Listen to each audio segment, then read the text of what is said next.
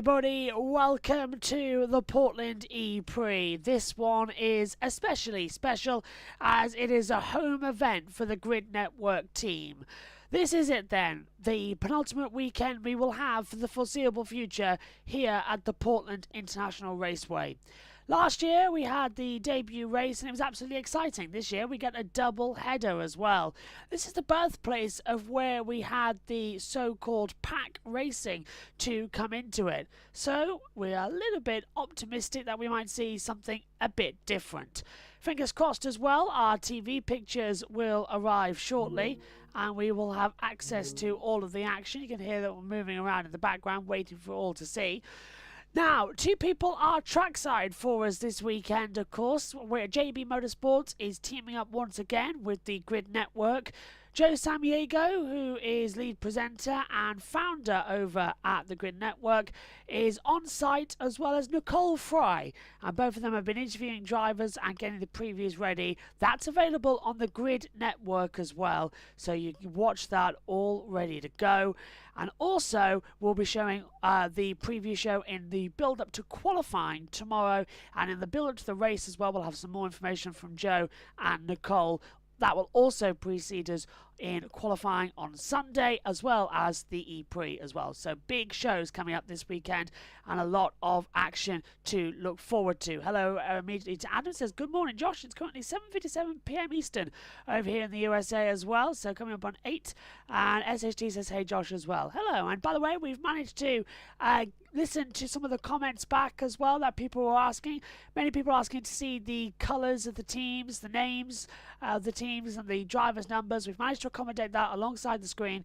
That will be shifting to show you the intermediates and the driver numbers. That will be on a rotation throughout the sessions from now on as well, so that everybody gets a fair crack on this screen. We'll also be on the battle screen. Session's underway in 2 minutes, and as things stand as well, we have yet to actually get the first session green on YouTube as well, which is always a bit of a worry.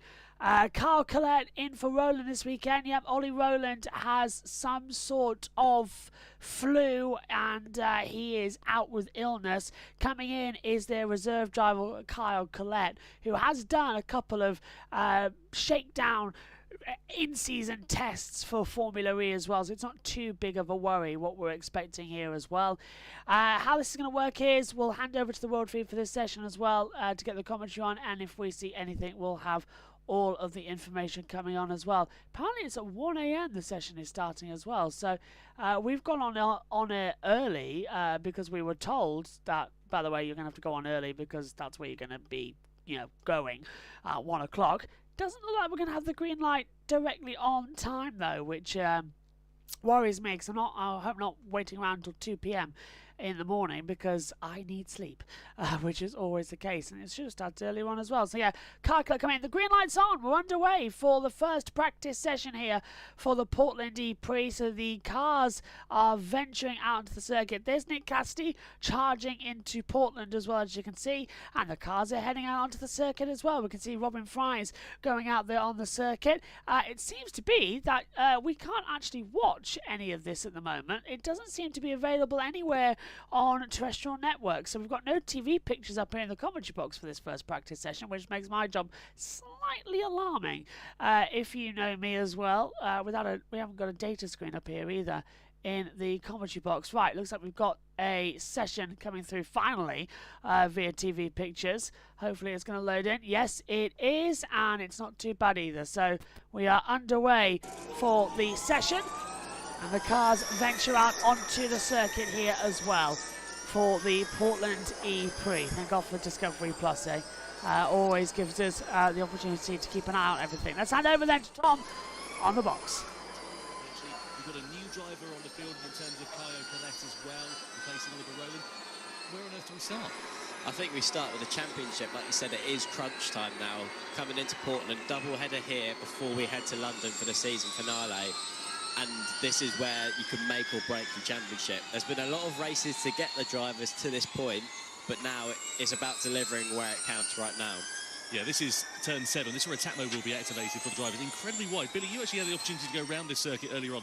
What were the standout points of this 1.982 mile long Portland raceway? Very detailed there, Tom.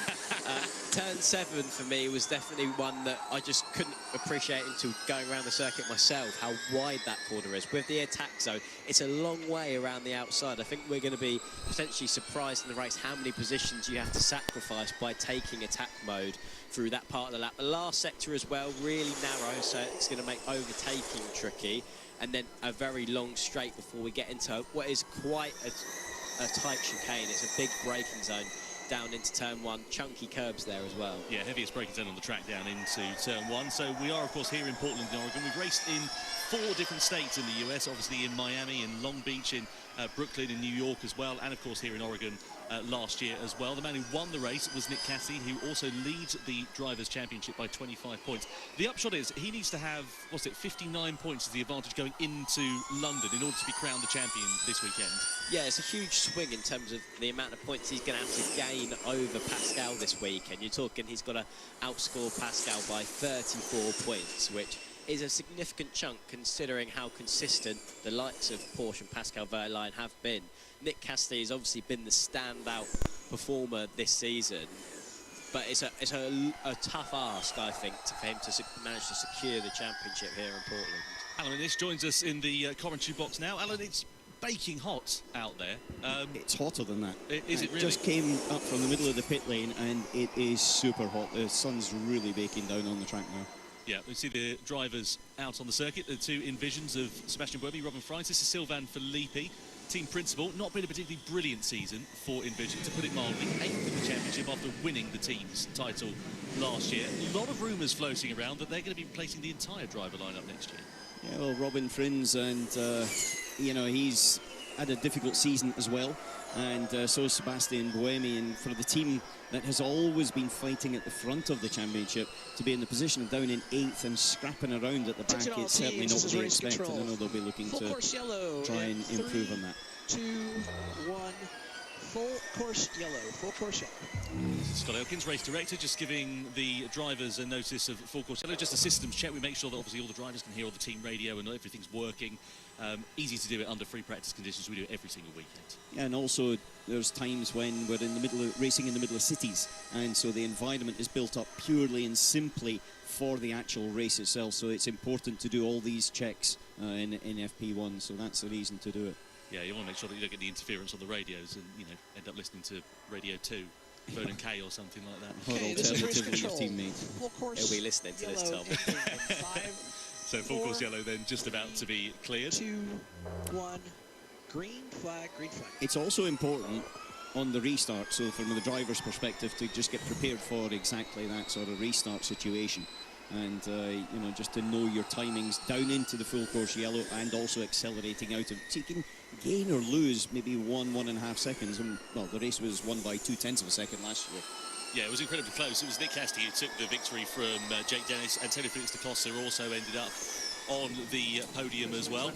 Michael Andretti, chairman and CEO of the Andretti team. Home weekend for this outfit. Still mathematically in the chance with the team's championship as well here, Billy. They want to put on a strong showing, not only, you know, for their home fans, but also, as we see a few drivers using the runoff at the first corner, but also, you know, to get a strong result to help them bolster their team's championship chances going into the final weekend. Yeah, definitely they'll be looking for a strong weekend. Obviously, like you touched on there, a home race for Andretti.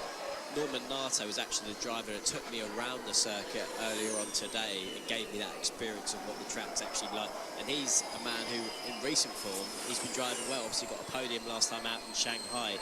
So he's had that performance, he's been developing, and last year he was also 3rd on the grid here. So for a slightly different team, he was with Nissan at that time in situation. So he's definitely driver finding form. But yeah, when it comes to the team's championship, they need a strong weekend from not just Norman, but from Jake as well. They've got a lovely colour scheme on the car, a little bit of stars and stripes going on there, and it looks really nice. Yeah, beautiful livery there for Andretti. This is Jake Dennis, reigning champion.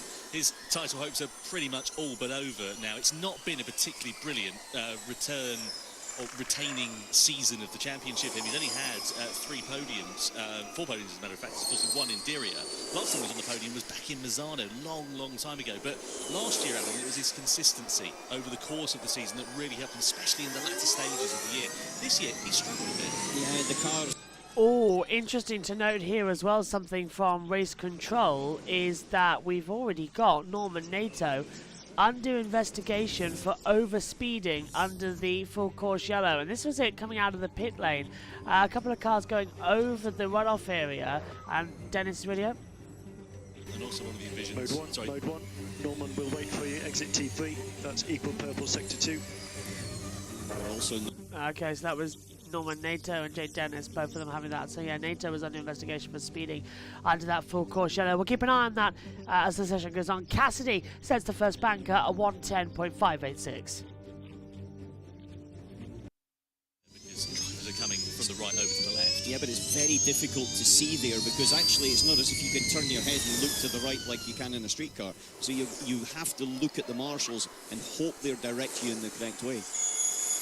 So you see the 2 McLarens here, Sam Bird and Jake Hughes, just slowing down. They're going to be working together, I assume, here, just to try and, I guess, replicate the slipstream effect, which is going to be pretty prominent here. We're expecting a high-energy pack race like we've seen at Misano, like we saw at Shanghai last time out, Billy, as well. So I think that there's a good opportunity here for teams to try and get a base level from this first free practice session.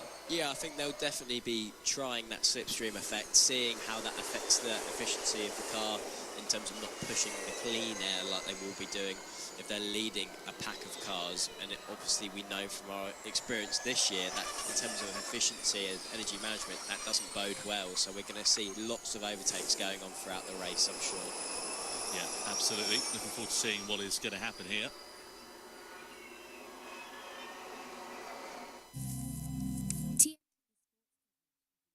Well, that's just fantastic as well that they've gone to an ad break as well. So, and there's a yellow flag down at turn 10. Now that is coming into the penultimate part of the track. So I'm trying to understand what's happened down there as well, as we're going to try and see if the YouTube stream's finally opened up as well, so that I can take a look at that as well up here in the box. But track clear at turn 10. Evans fastest then, 110.469. It's, do you know, the official YouTube channel as well still says upcoming. It hasn't gone live. Well, there you go, everybody. The only way that you can watch it on YouTube is via JBMotorsports as well. Trust us to bring you close to the action. Yellow flag again at turn 10, but nobody's down there on the circuit as well, which is bizarring me. And one thing I want to know is that what's the point then in having Discovery Plus open if it's just going to do exactly the same thing as the YouTube stream? So one thing I may as well do here is turn off said PlayStation. Because it's not being used, and right now we have no TV pictures. And I may as well do is just add it back to the already up-to-date TV pictures from the actual service, if everybody knows what I'm on about there. Because what's the point in moving it around and not having the right ones? So that's the sprint race at the moment. So I need to go through to TNT Sports 3, and yeah, just may as well have that on live, ready to go when it comes into it. So. It's a bizarre weekend. There's some adverts playing in the background. Sad to see this is the last year at Portland before going to Homestead Miami Speedway next year. Do you know, Adam, I am sad as well. I really am. It's a fantastic circuit. It's a wonderful circuit, and I'm a bit disappointed that we're losing Portland. But we've got Nicole and Joe on site, and next year we'll have people on site as well for Grid Network. So all is well and all will be well, because of course I believe Nicole got to Miami for the Grand Prix, so she might be able to get there as well, but she's got an actual FIA pass this weekend as well, which I should have had a year ago, but the money didn't work out, so I'm a bit bitter. But I can't wait to see what them two get up to as well on the commentary this weekend. It's going to be another classic one. This is how they stand at the moment then. We've got Cassidy, Evans, Fenestraz, De Vries, Da Costa. That's the top 5. Then it's Hughes coming in as well, having some, not disadvantages, but advantages out there on the circuit as well. As we're just trying to do some live editing of these graphics because they are brand new. This is the first time we've used these 48 numbers.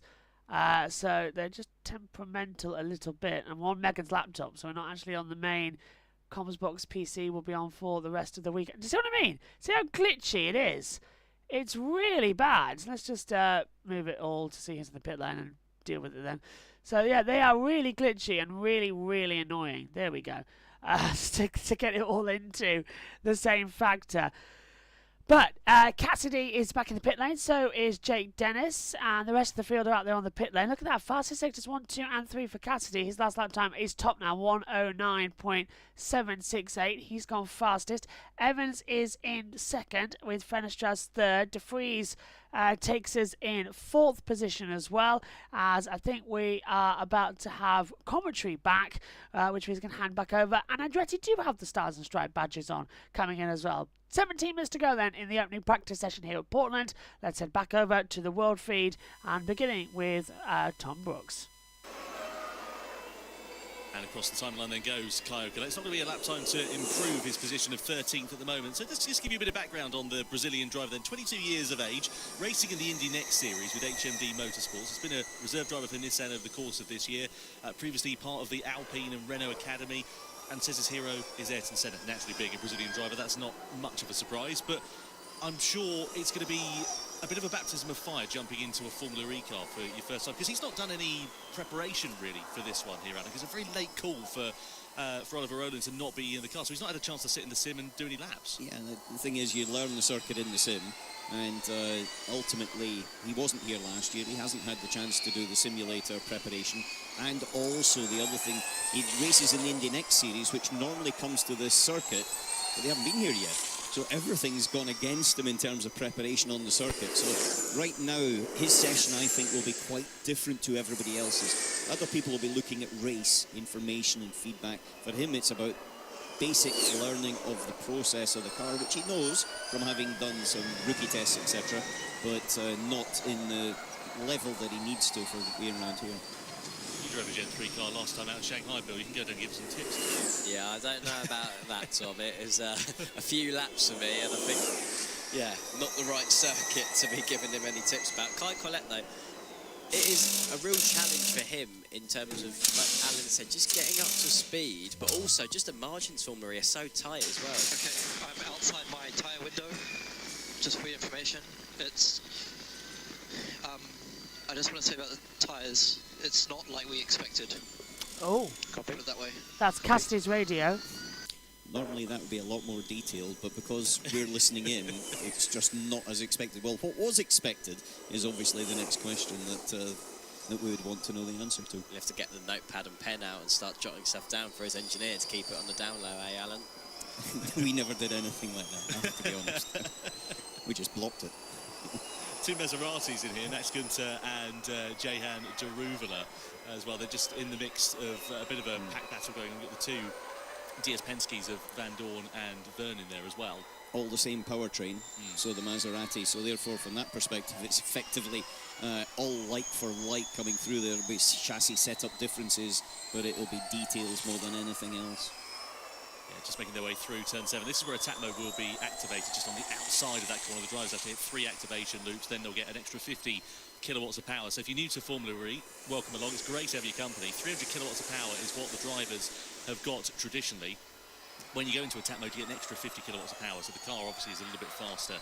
It's also the same conditions that they have for the dual stages of qualifying as well. But that's super difficult to be able to manage, because suddenly you're going for a much bigger percentage of power allocation. That's how you drive the car. It's also, Billy, and you know it from driving in Shanghai, exactly how you put the throttle down, but also the energy put into those rear tyres. And here is a rear tyre limited circuit. Yeah, definitely that increase in power is noticeable. And as well as that, when it comes to the race, when you go through that attack mode, it then affects the energy management and how you approach different corners. So if you've got more power and you think you'd use that to gain positions, but equally with the pack racing scenario we're probably going to face here in Portland, you don't want to expend too much energy when you take that attack mode.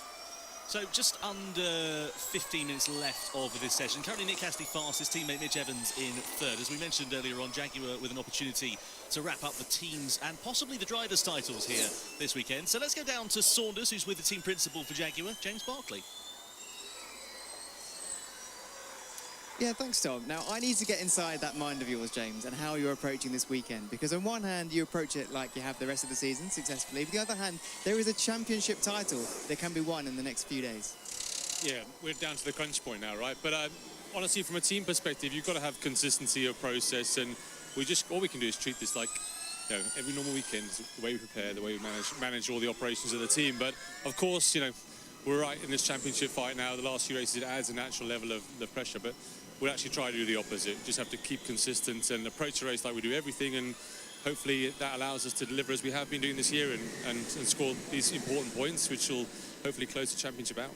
So no change in the instructions given to Nick or Mitch. You know, is it all about getting that teams first and then worry about letting them battle out for the drivers? Honestly, you can overthink it, but of course, you know, we are in both the teams championship and both drivers still have an opportunity for the drivers championship. So, yeah, the honesty is don't change what we've been doing really well all season. Keep working together as a team. Keep managing everything that we do in the best way we can, reducing the variables, just making sure we're consistent in our application. That's kind of our focus at the moment. Just focus on the race they can. You can absolutely overthink these things, and our view is to try and not do that and just deliver as we have been doing. Thanks, James. Thanks. So try and treat it like a normal race weekend is what Jaguar TCS Racing are trying to do. Alan, of course, you've been in the position of being a team's principal in scenarios that can be quite unique and quite challenging. Do you think that's the right approach? Yeah, it is. You know, when you get down to this particular point, you can't let emotions sort of bubble over. Clearly they are there, they need to be tempered, and ultimately if you don't temper them, and someone else will, because you will make a mistake, and then you'll be in a position where, you know, obviously you're not going to win the race. And so therefore you've just got to try and keep the team as focused as possible on doing exactly the job that they're designed to do and built to do and been practicing all season.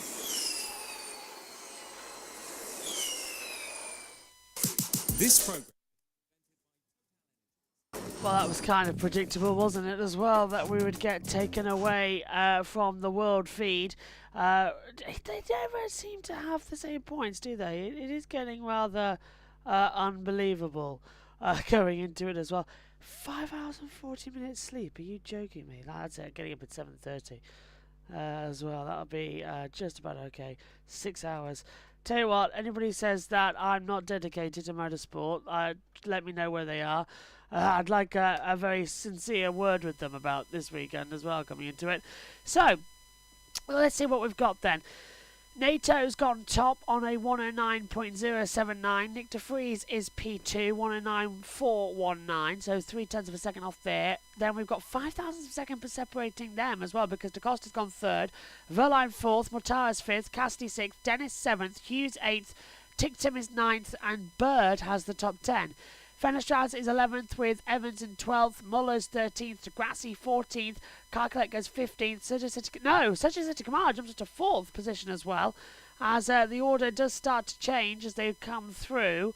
So look at all the gaggle of cars coming across the pit lane here as well, so they are all changing quite dramatically, which is sometimes good, sometimes bad, depends on how the situation swings around as well. That's usually a 9 times out of 10 that we have to keep an eye on all that, but it's not too bad. It's a nice, cool, calm, playful situation that we can have to go through as well. NATO a 109.079 as well. 0.2 now to Da Costa, and then De Vries. City Kamara dropping down in that tail order as well. Let's just see if I can be very clever and move this over a bit. Yes, I can, and then we can see Kamara's full name. See? New graphics, just editing them as we go to get everything working. Verline 5th, Mortara 6th, Cassidy is 7th, Druvilla 8th, but Dennis is 9th, Bird rounds out the top 10, Hughes 11th, Tictum 12th, then Fenestraz 13th, Evans 14th, Muller 15th, Frides is 16th, Degrassi 17th, Carcolet 18th, now Jean-Luc Verde 18th, Colette goes 19th, Boemi 20th, Van Dorn 21st, and Gunther in 22nd position. Yeah, Carcolet usually having the advantage of Indy NXT to learn the American circuits, but of course Indy NXT hasn't visited this circuit yet. They come here later in the season. The penultimate round of the IndyCar season will be here at Portland. That could crown a champion. Seems to be penultimate rounds across the board, of course.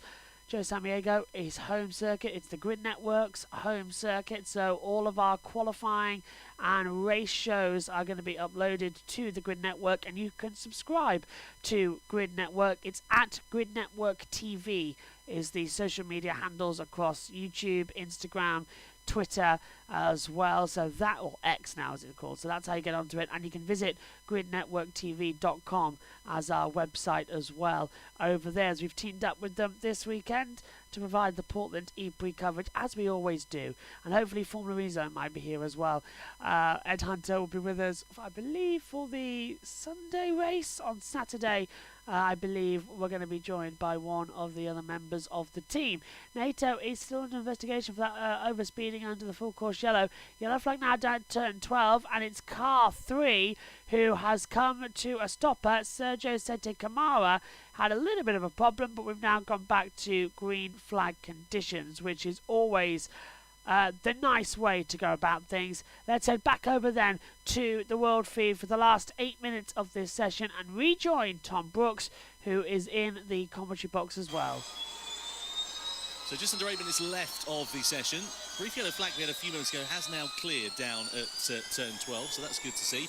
Just looking here at Nick de Vries in the Mahindra as he just gets it a bit sideways going into turn 7. First points of the season last time out in Shanghai, which he was very pleased with, and also a very impressive qualifying on the Sunday as well. Got himself up to fourth. They've lost commentary. They got clattered into quite spectacularly I know what by that's Sam like. Bird, and ended up down in 16th in the checker flag. Yeah, Sam earned himself a grid place penalty because of that incident, as we've got a driver that's run deep into the last corner there. Not sure who that was. Maserati, yeah. 18. Yeah, it's Jan Daruvula that's just gone off to the scenery. That's what we saw a lot last year, was people just pushing through the chicane and then running wide, getting two wheels on the grass on the outside, and after that, there was no chance of recovery.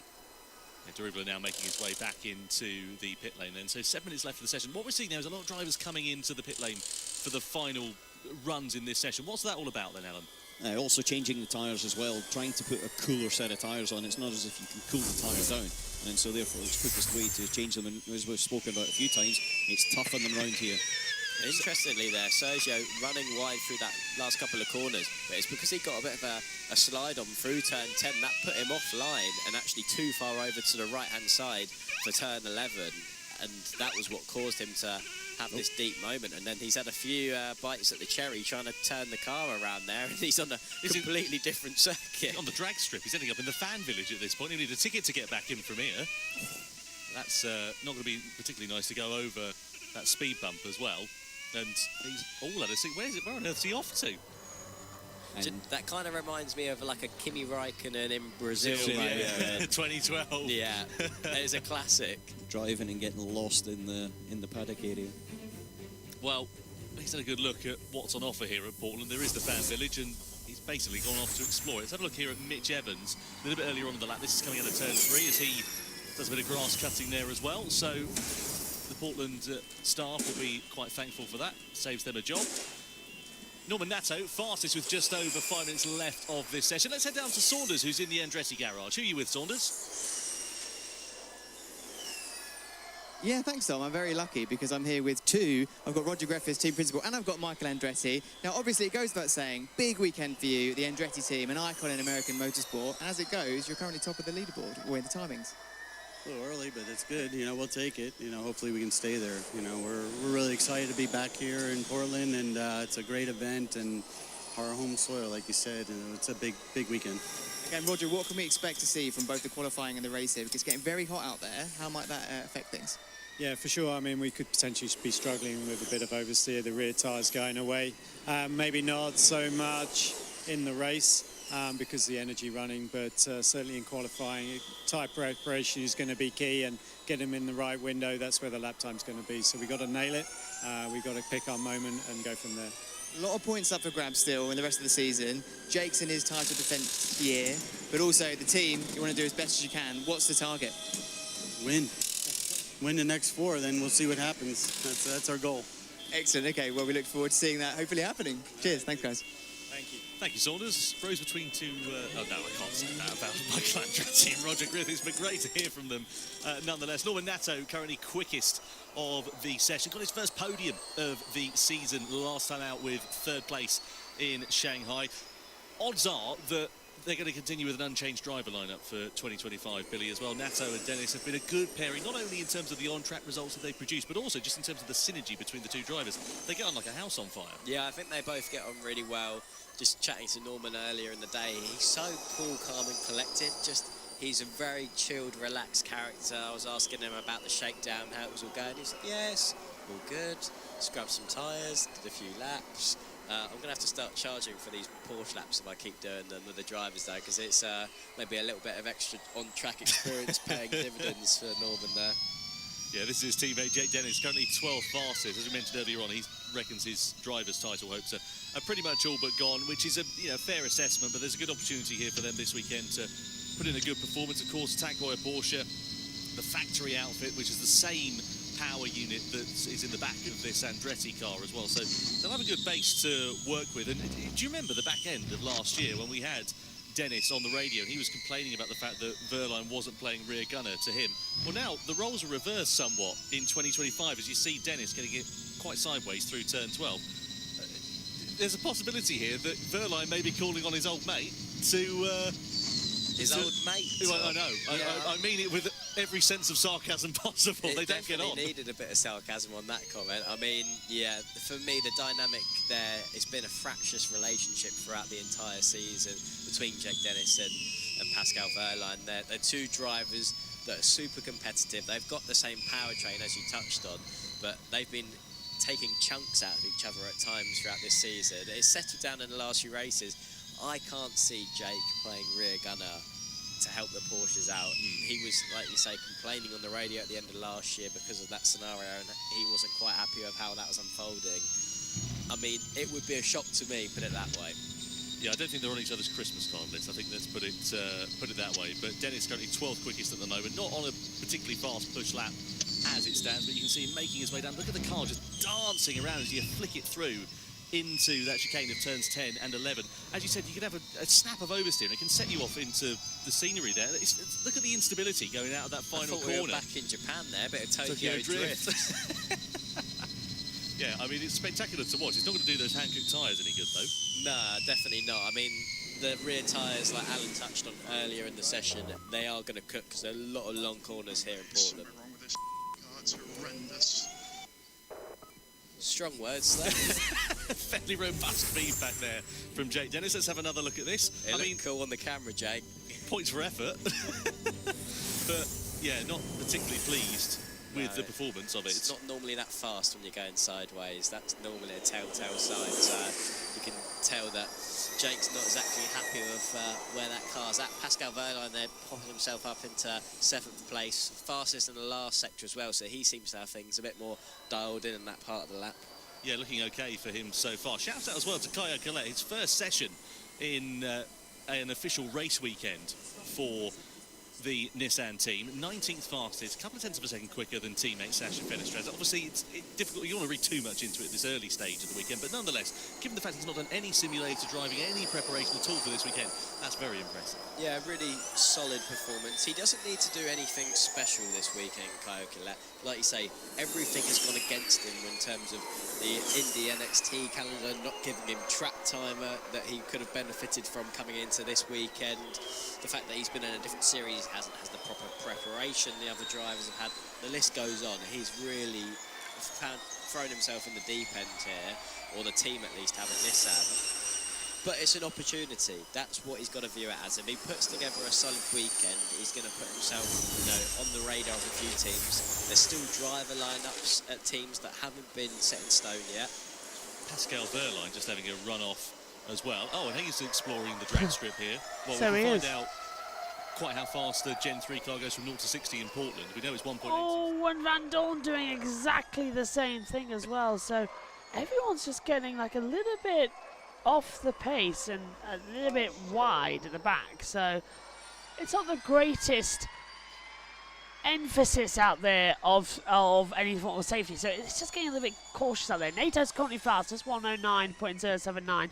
Evanston in second, followed then by Cassidy. De Costa's fourth, De Vries fifth, De Grassi sixth, Wehrlein seventh, Seti Kamara is eighth, Gunther ninth, and Mortara has the top 10. That's as it currently stands, but we've still got lap times coming in.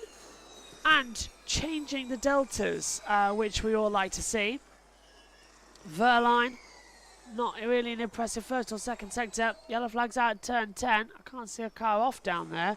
Yeah, and that's because everyone's now taking the checker flag. They've all streamed across the line, as you can see on your monitor, and they've all now taken the flag. So it's Norman Nato, yeah, everyone else in the pit lane that has taken it. So FP1 ends here at the Portland E-Prix, and it ends with Norman Nato the fastest, a 109.079. Mitch Evans is second, Cassidy third, DaCosta fourth, De Vries fifth, Degrassi sixth, Verline is seventh, Seta Kamara eighth, Gunther ninth.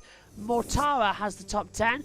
This is Stoffel Van Dorn, rear sliding coming through turn 12, turn 10, jumps over 11 and nearly misses turn 12, so just gets in okay. Bottom half of the field sees Jeruval at 11th, Dennis 12th, Bird is 13th, Muller 14th, Verne 15th, Van Dorn 16th, Hughes 17th, Ticktum 18th, Collette 19th, Frines is 20th, Fenestress 21st, and Sebastian Buemi has 22nd position.